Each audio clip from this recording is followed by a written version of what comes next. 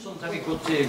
Guibert, qui est l'architecte qui a été retenu pour ce projet. C'est un architecte bordelais. Je tiens à dire, liminairement, qu'il a été retenu à l'unanimité. À l'unanimité. Et je souhaiterais que vous notiez que depuis notre arrivée, plusieurs chefs d'établissement, plusieurs projets ont été retenus à l'unanimité. Il y avait un certain nombre de candidats, assez nombreux. Il y a eu une shortlist de 5 candidats et M. Guibert a été retenu à l'unanimité. Le jury était composé d'élus de la métropole, des services techniques, Madame Dardet qui représentait la commune de Castelnau, c'était bien normal. Et au terme d'une discussion qui a été longue, en présence d'architectes désignés par la confrère, qui d'ailleurs ont eu un rôle très positif sur ce jury, M. Guibert a été retenu à l'unanimité et les architectes non retenus dans la shortlist ont été indemnisés pour le travail qu'ils avaient fourni de manière extrêmement correcte. Donc je tiens à le souligner. Je dois dire également que toute l'activité médiathèque a fait l'objet de 2 visites importantes. D'une part, l'inspection générale des bibliothèques s'est rendue à Montpellier, l'inspecteur général Carbone, il a visité les établissements et il a rendu un rapport élogieux, plus qu'élogieux, dont M. Guidin de Vallerin pourra vous parler. Et ensuite, hier, la sénatrice Robert est venue nous rendre visite. Elle est chargée d'une mission par Madame la ministre de la Culture sur l'ouverture et l'amplitude d'ouverture des médiathèques, ce qui pose un véritable problème sur le plan national. Montpellier étant encore une fois en tête, puisque nous ouvrons le dimanche, autant que je me souviens, d'avril à octobre ou de mars à octobre, monsieur. D'octobre à fin avril. D'octobre à fin avril. Début octobre, fin avril. Je passe sur les problèmes posés par les bibliothèques universitaires, dont l'ouverture est totalement insuffisante, comme on le sait. Donc, je veux dire, les équipements culturels de la métropole sont régulièrement visités, contrôlés et observés par le ministère. Donc, je dis à mes côtés, M. Guibert, qui est l'architecte retenu pour ce projet, qui est un architecte bordelais, M. Guidin de Vallerin, que je ne présente plus, qui est notre conservateur général, et M. Grépinet, qui est l'adjoint à la culture de Castelnau-de-Molèze, cette commune se distinguant par une activité culturelle de qualité et extrêmement importante et continue. J'ajoute aussi qu'un Montpellierin, et c'est important pour nous, Clément Pierre, qui était le conservateur, qui est un jeune conservateur, qui était le conservateur de la bibliothèque de la Cour de cassation, il vient d'être nommé, et il prendra ses fonctions le 1er octobre, conservateur de la bibliothèque du Palais Farnèse à Rome. Donc c'est pour nous vraiment une joie et une gratification importante ce soir. On ira le voir. Moi j'ai déjà pris rendez-vous pour squatter chez lui. Et c'est un chartiste et un grand conservateur et qui a vraiment une très belle carrière devant nous. Voilà quelques propos introductifs que je voulais tenir. En ce qui concerne la culture, je tiens à dire 2 choses. D'abord, elle a un budget qui a été maintenu. Le budget de la culture de la métropole, je sais que tout le monde a doute, personne ne le croit. Écoutez, je mène actuellement des discussions avec le ministère de la Culture pour que nous puissions conclure un pacte pour la culture. Ce pacte ne peut être conclu qu'à la condition que nos budgets soient maintenus, et ce pour une durée de 3 ans. Donc nous ne sommes pas loin d'aboutir. C'est techniquement assez compliqué, mais on devrait y arriver. Donc le budget, je le rappelle, culture de la métropole, c'est quand même 70 millions d'euros. Et nous sommes la première métropole pour son engagement culturel et son budget. Il y a 55 millions de fonctionnement et 14 millions d'investissement. Le président et le conseil municipal ont décidé de désigner un seul élu pour conduire la politique culturelle de la ville-centre et de la métropole, ce qui est le cas, dans un souci d'efficacité, de rationalité, et puis éventuellement faire des économies, parce que c'est ce dont nous avons le plus besoin. développer au maximum l'accessibilité culturelle, c'est-à-dire culture pour tous et culture par tous. Accueillir tous ceux qui peuvent intervenir dans l'activité culturelle, sans renoncer à la qualité que nos concitoyens sont en droit d'exiger et d'attendre.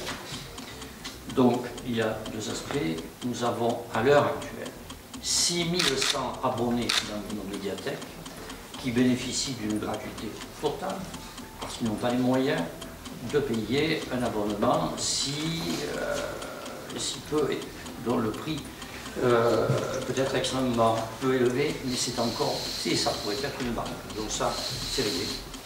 Et ensuite, nous espérons que si le pacte pour la culture est signé, nous bénéficierons des mêmes subventions et nous pourrons aller dans ce sens. Alors, il y a 4 grandes orientations dans l'activité culturelle. D'abord, décentraliser et améliorer la proximité. Il faut que les moyens de circulation entre les médiathèques, les bibliothèques, de tout le réseau, soient améliorés, qu'on puisse échanger, déposer, récupérer des ouvrages de la manière la plus simple. J'ajoute que certains vont jusqu'à, je pense à la médiathèque Shakespeare, ramener ou amener des ouvrages chez ceux qui ne peuvent pas se déplacer. C'est un service extrêmement rare dans un quartier difficile. Nous sommes une des rares médiathèques à fournir ce service. En ce qui concerne l'ouverture le dimanche, M. Le Vallerin, j'ai un doute. Est-ce que nous sommes les seuls, d'après ce qu'a dit la sénatrice, où il y a une autre ville? J'ai un trou de mémoire. Hein, il y a plusieurs villes qui sont ouvertes le dimanche, mais c'est une minorité des villes, et on a été dans les premières villes à être ouvertes le dimanche, la métropole, à être ouverte le dimanche. Et on est encore dans une minorité qui est quand même, il y en a peut-être une dizaine, une vingtaine. La discussion sociale est très compliquée sur ce terrain. C'est ce qui ralentit pour le moment le développement du système. Donc, je disais, décentraliser et améliorer la proximité. Je rappelle qu'il y a 31 communes et que cette collectivité territoriale dispose de 14 médiathèques de la métropole, 20 médiathèques municipales et 3 bibliothèques associatives.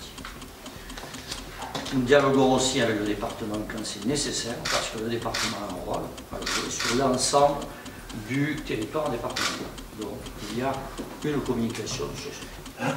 J'ai souhaité rendre visite à tous les maires, dont j'ai visité à ce jour 26 communes, il me reste 5, de façon à apprécier la qualité de la relation, les équipements dont ils disposent, ce que nous pourrons faire pour eux et ce qu'ils peuvent faire pour nous. Parce qu'il y a certaines communes qui sont en pointe sur certaines questions. On a donc mis au point une cartographie culturelle qui est terminée pour les médiathèques, qui est en train de se faire pour la musique, et qui permettra de rassembler sur un même document tous les équipements métropolitains. Donc, la désignation d'un adjoint culture, même que le vice-président culture, a un sens, c'est-à-dire homogénéiser et aller vers toutes les communes concernées. Deuxièmement, améliorer l'existant, c'est-à-dire faire mieux avec le même budget. Vous savez que les dotations de l'État ont considérablement diminué, 15 millions pour la métropole, 13 pour la ville de Sens, ça fait quand même 28, et 37 de moins à la région. Lorsque j'en discute avec les acteurs culturels, ils ont des difficultés à l'admettre, à le comprendre, mais s'il me manque 15 millions dans le budget global de la métropole, il est certain que je vais le ressentir.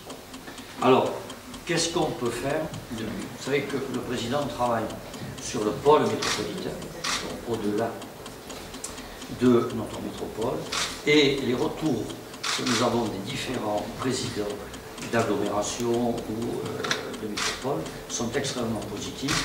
Et cette année, pour la première fois, le musée Femmes s'est rendu à l'extérieur de la métropole pour faire en sorte que les communes qui ne sont pas intégrées dans la métropole puissent bénéficier du service culturel. Deuxièmement, le réseau de lecture publique marche très bien et nous sommes en train d'instaurer des manifestations transversales et surtout, ça, M. Vallerin est beaucoup plus compétent que moi sur cette question, de trouver des solutions informatiques pour tous qui qui permettent d'échanger, d'accéder, de lire et de travailler directement avec la médiathèque centrale. Pour ce qui est de l'apprentissage de la musique, le schéma métropolitain est en cours d'élaboration. On y travaille régulièrement avec tous les adjoints à la culture de la métropole et je ne désespère pas d'aboutir bientôt. Et enfin, nous avons souhaité améliorer les pratiques culturelles des jeunes publics, à tel point que dans la médiathèque, vous savez que la petite enfance est accueillie de manière régulière, au musée phare également, et je pense que c'est le seul musée de France où on accueille entre, si je puis dire, 0 et 3 ans pour un travail qui est fait toute l'année par les médiateurs et par les familles. Les personnes qui sont déficientes visuelles peuvent aller à la médiathèque centrale travailler, accéder à des ordinateurs et à des ouvrages spéciaux. Le travail qui est fait aussi en direction des publics empêchés s'étend aux jeunes de la protection judiciaire de la jeunesse, aux détenus de la maison d'arrêt. Je dois vous dire ma déception dans ce domaine. J'ai été élu il y a 1 an, je suis âgeux, qu'un agent du SPIP, c'est-à-dire du service de prévention et d'insertion pénitentiaire, ait pris contact avec moi. Pas un. Or, nous travaillons avec eux. J'ai donc fait savoir au musée phare, etc., que quand même, d'une part, j'avais été juge d'application des peines, donc je les connais et je sais comment ça fonctionne, que d'autre part, en tant qu'élu, j'étais à leur disposition. J'ai fini par appeler moi-même le directeur, il y a 15 jours, pour dire, écoutez, monsieur, on ne se connaît pas, je ne comprends pas. Oui, d'accord, c'est vrai. Et il m'a dit, surtout que nous avons un déficit de tiges, de travaux d'intérêt général important. Ben, j'ai dit, écoutez, moi, je fais des visites dans les communes. Donc, je suis allé dans les communes 2 jours après, j'ai dit, voilà, il y a ce problème, et on m'a répondu tout à fait d'accord, on aurait besoin d'une tige en matière culturelle, le nôtre là, etc. Personne n'a jamais repris contact avec moi. Personne. Le directeur de la maison d'arrêt, jamais. J'ai dit au directeur du SPIC, dites-lui que je suis à sa disposition, je me dépose. Zéro. Alors, si on a discuté de réinsertion des détenus, moi je suis d'accord, mais je pense que je vais avoir des choses à dire qui sont différentes de ce n'est pas normal. Enfin, il y a une réflexion métropolitaine qui est menée avec les élus de la culture, à commencer par M. Grépinet, qui est toujours présent, sur lecture publique et manifestation littéraire, avec une énorme question, quid des librairies? Quid des librairies? Il en reste 8 sur le territoire de la métropole. Ça, pour moi, c'est un véritable problème. Ensuite, l'enseignement artistique et enfin les arts plastiques, puisque nous avons un déficit important de résidence d'artistes et d'ateliers. Donc, je crois que les dissensions passées entre ville et agglo ont eu pour conséquence de compliquer les choses et de faire en sorte que nous ne sommes pas à niveau par rapport à d'autres villes. Donc, on est en train de s'y entendre. Alors, aujourd'hui, nous sommes là pour parler d'un projet immobilier important. Mais ça ne doit pas cacher non plus les efforts que nous faisons en direction d'autres équipes. Nous sommes en train de rénover la médiathèque Victor Hugo. Les travaux devraient être terminés vers la mi-juillet. Hein, c'est ça. Donc c'est un investissement. Et nous sommes en train de rénover la médiathèque William Shakespeare. C'est une médiathèque extrêmement importante pour 2 raisons. D'abord par sa situation et ensuite par le travail qu'elle fait, qui est un travail de très grande qualité en direction des quartiers. En direction des quartiers. Ce qu'ils font est très dur, très difficile. Ils le font très bien avec un engagement et un dévouement total. Je leur ai rendu visite avec M. de Valorin et nous sommes allés ensuite à Jean-Jacques Rousseau, à La Paillade, où les difficultés sont les mêmes, mais peut-être moins prégnantes qu'à Châtillon. Donc ça vaut la peine que vous rencontriez ces gens, que vous parliez avec eux, parce qu'il est important qu'ils sachent que le travail en profondeur qu'ils font en direction des quartiers est connu et apprécié, en tout cas, de nous. Donc, Aimé Césaire, c'est un énorme chantier. Nous allons démolir en même temps 2 bâtiments pratiquement sur le même lieu, au mois de juillet. Communes, métropoles se sont réunies, groupements de courants pour faire des économies. et la reconstruction va commencer et M. Hubert vous parlera bien sûr mieux que moi de son projet. Donc je crois que c'est un projet emblématique parce que une commune importante, qui va être la deuxième de la métropole, et la métropole qui sont réunis pour avancer sur un projet culturel et qui partagent quand même une vision commune de la culture. C'est-à-dire chacun ne travaille pas de son côté et ne fait pas métropole. Elle a pour objectif majeur, et vous l'avez bien signalé tout à l'heure au niveau de la métropole, elle a pour vocation principale, bien entendu, de permettre l'accessibilité du plus grand nombre, justement, à la culture. Et c'est bien la raison pour laquelle, depuis maintenant plusieurs années, nous travaillons donc justement à favoriser, à trouver tous les moyens nécessaires pour permettre cette accessibilité au plus grand nombre donc, de nos concitoyens. Il est bien certain que quand on considère aujourd'hui les établissements culturels de Castelnau, la médiathèque Aimé Césaire, qui nous intéresse particulièrement aujourd'hui, nous posait problème. Nous posait problème d'une part, son inadaptation à la demande, en ce sens qu'aujourd'hui, elle est, de par sa superficie, particulièrement limitée, je dirais très largement limitée. Et deuxièmement, permettant également donc l'accessibilité, cette accessibilité aujourd'hui est extrêmement difficile dans la mesure où il est nécessaire donc de franchir un certain nombre de marches d'escalier, ce qui n'est pas là pour favoriser justement les personnes porteuses de handicap, pour pouvoir donc venir non seulement assister aux différentes manifestations qui sont organisées, mais également donc pouvoir profiter de toutes les possibilités offertes en matière donc de technologie et de documents. Voilà. Donc, manque de conformité complète par rapport aux besoins actuels des médiathèques. Alors la question s'est donc posée de savoir est-ce que on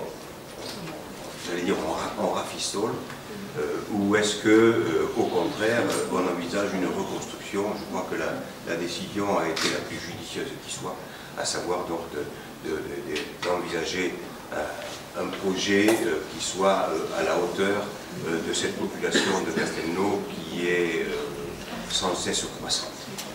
Alors, je pense que cette médiathèque devrait donc, dans les prochaines années, devenir un lieu centre de la politique culturelle, disons, associé sur le territoire de la commune à un établissement qui s'appelle le Centre André Malraux, qui est donc la MJC de Castelnau-Lez.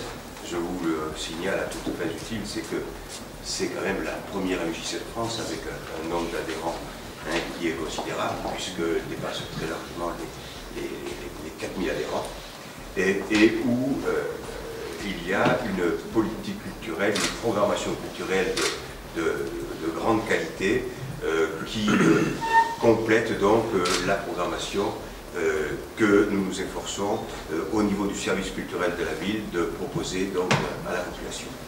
Et au fur et à mesure donc des années, eh bien, nous ouvrons de plus en plus de facettes culturelles pour pouvoir répondre au maximum de besoins qui sont émis par la population. Donc, Monsieur le Vice-président, vous avez dit tout à l'heure politique continue, politique qui là aussi veut s'ouvrir au maximum à la population. Eh bien, c'est ce qui est passionnant dans la fonction que j'occupe depuis un certain nombre d'années. Et c'est donc la raison pour laquelle je vois venir la nouvelle médiathèque avec beaucoup d'enthousiasme. Je me sens mandataire, mais surtout porteur d'un message d'une équipe qui est constituée deux confrères qui sont dans la salle Montpelliérain. C'est le cabinet Cardin et Gabriel. D'une chef de projet qui est ici également dans la salle de l'atelier FGA, Marine de Luga, et de bureau d'études, Durand et Calder. Ensuite, il y a des paysagistes, esquisses, qui sont aussi de l'agglomération. Nous avons fait travailler une maquettiste, vous verrez, qui a fait un travail remarquable. Alors voilà, une fois que l'équipe est présentée, nous avons travaillé. Moi, je suis le porte-parole, le messager vis-à-vis de vous du travail qui a été effectué. Alors ce projet, il s'inscrit dans un contexte urbain qui était très particulier et très complexe. Parce que lorsque l'on connaît la place de l'Europe, c'est une place qui est superbe, mais qui était fermée. Et la bibliothèque actuelle était un petit peu cachée par un retour de bâtiments, de logements qu'il y avait. Donc le paradoxe qu'il fallait gérer avant de créer un lieu de culture était de créer un lieu urbain. Et dans le cahier des charges qui vous était donné, c'était d'imaginer, je vais me lever, il était d'imaginer une médiathèque qui soit quand même ouverte. Alors paradoxe, l'architecture c'est aussi un peu l'art de gérer les compromis. Donc le compromis c'est qu'un lieu de culture et en particulier une médiathèque, il se doit d'être ouvert, c'est un lieu d'ouverture. Je lisais le petit compte rendu, on m'a fait parler dans le document qui vous est adressé et ça a été très bien choisi. Pour moi, une médiathèque doit être un lieu de désir. Ça doit être un lieu de désir. On doit avoir le désir d'y rentrer. Pour avoir le désir, il faut voir. Or, le paradoxe à gérer, c'est qu'on ne voyait pas beaucoup. Donc nous avons respecté à la lettre le cahier des charges qui était demandé, qui était un cahier des charges urbain, de pouvoir trouver le prolongement de la place de l'Europe, parce que ce qui restait, les espaces qui restaient lorsque l'on aura bâti la médiathèque ne devaient pas être des espaces résiduels. Donc nous avons travaillé avec le paysagiste esquisse la façon de réintégrer la place, ce plateau. Donc nous avons continué le plateau de l'Europe pour créer un socle à cette médiathèque. Nous l'avons posé et il est évident qu'on le voit bien ici, on le voit sur la perspective qui ne restait pas beaucoup pour qu'elle puisse être perçue. Donc soit il y avait un rapport d'échelle et une erreur de rapport d'échelle en se collant aux bâtiments existants, qui sont les bâtiments là, soit on arrivait à individualiser cette médiathèque, lui donner un aspect visible depuis la place de l'Europe, mais qui ne pouvait pas s'implanter de façon forte en proue, mais qui forcément se développait derrière. Donc nous avons pris le choix de créer comme une fenêtre, comme un tableau vivant. Qu'est-ce que vous voyez, cette partie sur pilotis, qui fait également porche pour pouvoir faire un appel par rapport à la place de l'Europe et rentrer vers cette médiathèque. Et on y rentre sur un espace totalement transparent, qui est le prolongement, le glissement. Alors on ne sait plus si c'est la place qui se glisse dans la médiathèque ou si c'est la médiathèque qui vient coloniser la place. Et donc, une fois que nous avions cadré ce paysage, le reste il est venu naturellement, parce que quand le problème de l'urbanisme est réglé, le problème d'architecture est devenu très naturel. Et comme le mot d'ordre était de désir, je l'ai dit tout à l'heure, nous voulions faire un lieu de désir, nous avons fait un lieu qui est le plus simple possible, le plus adaptable possible, parce que vous construisez aussi, vous investissez. C'est pas pour 5 ans, c'est pas pour 10 ans. Monsieur le vice-président a parlé des problèmes de la culture, des budgets de la culture, donc il faut tenir compte aussi, et monsieur Gudin sait parfaitement, enfin moi il me l'a appris parce que j'ai déjà travaillé avec lui il y a bien longtemps, une médiathèque doit être évolutive. Elle doit pouvoir s'adapter. La façon de lire demain, c'est pas celle d'aujourd'hui. Il faut inventer tous les jours nos métiers de demain. Enfin tous nos métiers, nous devons les inventer. Donc ce bâtiment se veut adaptable dans son esprit et dans sa structure. Alors il fait en gros 1200 mètres carrés, si on parle de la chaîne ou du utile, donc c'est un bâtiment qui a une importance, qui sera une vitrine, paradoxalement, bien que caché, on a trouvé la solution pour que ce soit une vitrine, et surtout, il s'inscrit dans une démarche de développement durable. Mais alors là, je voudrais dire 2 mots sur la notion de développement durable. Pour nous, architectes, le centre du projet, c'est l'être humain. On ne construit pas pour se faire plaisir, ça nous fait plaisir de construire, mais on ne construit pas pour se faire plaisir. On construit parce que je pense qu'on a une vocation sociale, et quel que soit le projet que l'on fasse, que ce soit du logement, que ce soit un lieu culturel, il ne faut pas perdre de vue que l'utilisateur, c'est lui qui doit être au centre du projet. Donc lorsqu'on parle de développement durable, on a envie de réinvestir une culture de l'habité. Et quand je dis l'habité, c'est au sens générique du terme. Un lieu culturel, on le vit, on le pratique, et on a essayé à travers le développement durable de réinventer ce que j'appellerais le nomadisme saisonnier, voire journalier. C'est pour ça qu'on a créé l'allégorie d'un jardin suspendu. C'est la deuxième perspective. Vous voyez, c'est la vue depuis les fameux jardins. Donc, nous avons un espace, qui est un espace tampon, toute cette partie-là, qui n'était pas demandée au programme, mais que nous avons réinventé, reimaginé dans une poétique de l'espace du jardin suspendu. Donc on pourra l'utiliser, tout à l'heure je parlais de nomadisme saisonnier, selon les heures de la journée ou selon les saisons, mais ça ne sera pas un lieu qui sera chauffé, refroidi, c'est un plus que l'on pourra apporter, qui est là, qui est une sorte qui installe le bâtiment et les utilisateurs en porosité avec leur environnement. Donc ça c'était un point très important parce que, bon, bien sûr, comme nous sommes dans une démarche de BEPOS, donc c'est un bâtiment BEPOS, c'est-à-dire un bâtiment qui consommera pas plus qui produira de l'énergie et qui n'en consommera, qui en restituera même, voilà, finalement. Donc il y a des capteurs solaires, mais c'est pas l'essentiel. Vous voyez, les capteurs solaires, on n'a pas cherché à les montrer. Ce qu'on a voulu travailler, c'est les espaces. C'est la notion d'inertie, c'est la notion de ventilation naturelle, c'est la notion de lieu de vie et de qualité de vie. Donc ça, pour moi, c'est important. En quelques mots, alors je pourrais répondre aux questions parce que je peux être très bavard et je ne sais pas si on est limité, donc je vais peut-être m'arrêter. Très rapidement, après avoir dit que le bâtiment, il a évidemment une structure au démarrage qui est sur les premiers niveaux, puisque c'est un bâtiment R+2, rez-de-chaussée R+1 en béton, et au-dessus, nous avons la partie rez-de-chaussée, donc R+1, c'est un système de fonctionnement en plateau libre qui est réservé au public, avec un escalier central qui est en mezzanine. Et au dernier niveau, pour la partie administration, c'est un objet, entre guillemets, en bois, très léger, qui est posé sur la structure, puisqu'on nous demande également d'utiliser des produits régionaux, des matériaux, donc entre autres, nous allons utiliser le bois. Nos architectes paysagistes ont travaillé également, et ça fait partie du véritable développement durable, que moi je revendique, et c'est une position éthique que j'ai, qui va au-delà de l'architecte. Le citoyen revendique le développement durable comme une repropriation de l'espace, et non pas comme un assemblage de technologies. Parce que ça, c'est très facile de faire des assemblages de technologies. Rendre des espaces chaleureux et humaniser des espaces, et qu'ils restent humanisés dans le temps, c'est très compliqué. Donc nos paysagistes ont étudié par exemple des arbres qui sont à feuilles caduques, donc ils perdront leur feuillage l'hiver pour faire rentrer le soleil à l'intérieur du bâtiment, l'été ils porteront ombre, etc., etc. Donc tout a été étudié dans cet esprit-là, et je puis vous garantir, tout à l'heure on me demandait, on me posait une question, il est joli votre bâtiment, mais j'espère qu'il sera aussi joli à la fin que sur la maquette, et je vous garantis, ça c'est ma parole d'homme, et de toute l'équipe que je représente, il sera encore plus beau quand on vous le livrera que comme vous le voyez maintenant. Il est évident que c'est aussi et surtout un lieu de rencontre. Alors je ne ferai pas le coup de citer Bachelard, la rencontre nous crée, mais c'est vraiment la rencontre qui est créatrice. Pour moi c'est fondamental. Et vraiment un dernier mot, c'est pas la première médiathèque ou centre culturel que l'atelier FGA fait. Et moi j'aime bien, au bout d'un an ou 2 ans, aller de façon tout à fait citoyenne et anonyme dans un bâtiment que nous avons fait.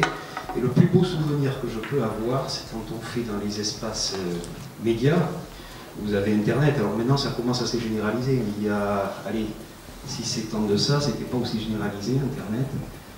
Et voir une personne de 70 ans qui était dirigée par un petit gamin de 12-13 ans pour montrer comment marchait Internet, moi je trouve ça merveilleux, c'est ça une des rencontres, parce que peut-être qu'après cette personne de 70 ans va lui expliquer ce que c'est qu'un livre en papier. Et ça c'est très beau. Donc ne serait-ce que pour ça, je ne regrette pas de faire mon métier. Effectivement, ça serait plus beau, on le croit volontiers, parce qu'il a déjà réalisé la médiathèque Shakespeare, qui est quand même une réussite dans ce quartier, puisqu'il a réussi à la fois à faire un équipement qui est très très beau, et qui est quand même sécurisé aussi dans le quartier. Il l'a traité par cette double paroi, par cette végétation, et puis l'intérieur est tout à fait, on est comme un peu chez soi dans cette médiathèque. Monsieur Travier a bien voulu donc rappeler, dans le cadre de la politique culturelle, donc, les axes du programme de la médiathèque culturelle, solidaire et numérique. On a la chance quand même aujourd'hui pour les médiathèques, non seulement de construire des bâtiments, de rénover les anciens. Donc, par exemple, Victor Hugo, on l'a réalisé il y a 20 ans, on le rénove, c'est quand même 500 000 €. Et d'avoir tout un programme, M. Guibert aussi, vous l'avez évoqué, d'adaptation aux nouveaux usages. Pour les malvoyants, M. Travier a évoqué effectivement ce qui passait pour les malvoyants. Mais là, avec le lancement de notre nouveau site dans le cadre de la bibliothèque numérique de référence en partenariat avec l'État, parce que c'est un label national, hein, il y a pour l'instant que 13 bibliothèques qui ont ce label, on a été la 3e à avoir ce label, on va pouvoir, non seulement les malvoyants viendront à Zola sur place, comme ils le font, on enverra des livres braille par les départements, puisqu'on a une convention, mais on pourra, grâce à cet accord, grâce à l'accord avec le ministère de la Culture, avec la première bibliothèque en région, à pouvoir envoyer aux malvoyants des livres numériques chez eux, mais en ayant un système particulier, parce qu'il faut contrôler deux choses. Un, on n'a pas le droit de faire un fichier handicapé, mais on doit quand même contrôler qu'ils ont le droit, parce qu'on doit respecter le droit d'auteur. Comme on va avoir les fichiers d'origine qui vont venir de la Bibliothèque nationale, on ne doit pas les diffuser à tout le monde, hein, parce qu'il y a le livre numérique qu'on prête par ailleurs à tous les usagers sur notre site, on achète des droits spécifiques, un certain nombre de droits, et on peut le faire. Et dans le nouveau site là, qui vient de mettre, donc ça c'est lancé aujourd'hui, c'est lancé la semaine dernière, c'était mercredi le passage à cette 3e version du site. Et dans ces éléments-là, il y a l'interface adaptative, ça a l'air d'être un jargon, c'est-à-dire qu'avec dans notre site, quel que soit le support quel que soit le portable, l'iPad, la tablette, ça remodèle les pages du site pour la lecture. Donc ça c'est très très important, et il n'y a pas beaucoup encore de bibliothèques qui vont le faire. J'étais la semaine dernière à Épinal, je pense qu'on était quand même dans les bibliothèques avancées. De même, quelque chose qui va devenir banal, on a une recherche fédérée, c'est-à-dire on interroge toutes les ressources documentaires, à la fois des ressources, si on s'abonne à la presse numérique, si on a des conférences enregistrées, notre catalogue bien sûr, nos documents patrimoniaux, c'est-à-dire des choses, et puis aussi même des documents qui sont à la Bibliothèque nationale. On peut le faire dans une seule recherche, après on peut le limiter. Tout le monde va vers ça dans les 2 années qui vont venir. Et vous voyez donc aussi. Et puis on a reconfiguré ce qui existe, on a un très beau site concernant le patrimoine, on a numérisé toutes ces dernières années 50 000 documents, en priorité des documents qui s'appellent donc Mémonou, hein, pour avoir les 3 M de la métropole, Mémonou, puis en plus je pense que ça traduit la mémoire, etc. Et on a 50 000 documents, et avec beaucoup de documents concernant l'histoire de la région.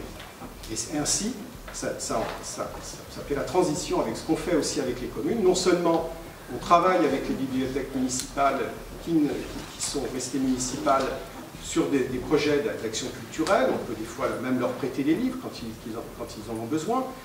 On a des rencontres avec elles, on fait des animations très importantes comme la Métropole en jeu chaque année, où on a aussi sur côté de Pignan, mais on va le développer dans l'ensemble sur la jeunesse, sur la petite enfance.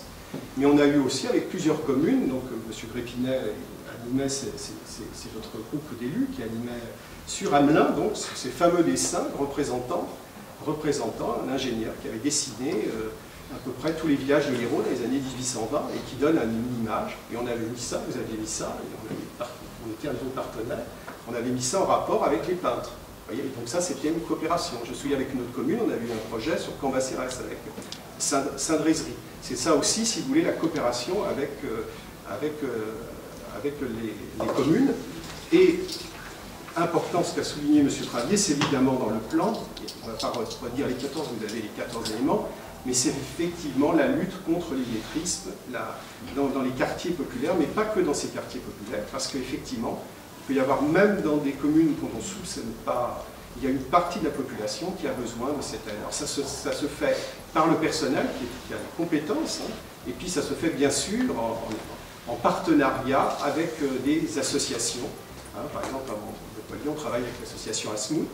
Ça se traduit à la fois par, ça peut passer par le support aussi, informatique aussi, hein, ça peut être aussi l'aide à l'emploi. Hein, on va renforcer à Zola le pôle emploi cette année.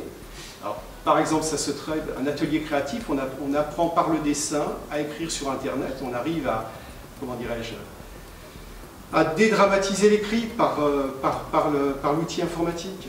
Et puis on voit que, par exemple, à Shakespeare, que tout le monde se met à dessiner et qu'on le fait avec un écrivain, puis après il réalise un livre et tout le monde, ces adolescents, comme vous le dites, il y a cette rencontre, et bien, ils ils font dessiner les plus jeunes et tout le monde dessine maintenant à la médiathèque Shakespeare. Donc voilà aussi une lutte pour aider les jeunes. Alors, il y a bien d'autres. Pour l'emploi, par exemple, c'est très important, on a un PIM, c'est-à-dire c'est une labellisation qui est donnée par l'État pour les gens qui n'ont pas de compétences, qui n'ont pas de diplôme. On leur fait passer un test et c'est reconnu comme un premier niveau en informatique. Ben voilà, une médiathèque, ça a aussi un rôle dans la formation. C'est un petit peu la maison commune, la maison de la culture d'André Malraux. Hein, et je vais terminer parce que je pourrais parler des heures, mais je voudrais vous citer un petit livre que j'ai amené pour vous, puisque c'est la veille de la Comédie du Livre, voilà, et qui de Neil Gaiman, qui s'appelle « Pourquoi, virgule, notre futur dépend des bibliothèques, virgule, de la lecture et de l'imagination ». C'est au Diable Vauvert dont on fête les 15 ans. C'est-à-dire distribué gratuitement. Distribué gratuitement, exactement. Un livre très très intéressant. Et je ne vais pas tout le lire, même s'il est très court. Hein, donc je l'ai dans mon bureau, on a plusieurs exemplaires. Et je vais lire simplement la fin. Bon, j'ai hésité beaucoup parce qu'il y a plusieurs passages qui me plaisent, mais je vais lire seulement la fin. On a un jour demandé à Albert Einstein comment nous pouvions rendre nos enfants plus intelligents. Sa réponse a été à la fois simple et sage. Si vous voulez que vos enfants soient intelligents, a-t-il dit, lisez-leur des contes de fées. Si vous voulez qu'ils soient plus intelligents, lisez-leur plus de contes de fées. Et l'auteur conclut, il comprenait la valeur de la lecture et de l'imagination. C'est très important. J'espère que nous pourrons donner à nos enfants un monde dans lequel on leur fera la lecture, où ils liront, imagineront et comprendront, quels que soient les outils de lecture, ça c'est moi qui le rajoute. Merci.